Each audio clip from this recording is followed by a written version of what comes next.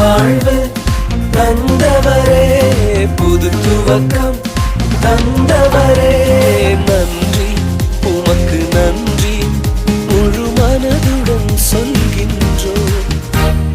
நன்றி உமக்கு நன்றி மன நிறைவுடன் சொல்கின்றோம். சொல்லுங்க, நன்றி நன்றி உமக்கு நன்றி முழு மனதுடன் சொல்கின்றோம்.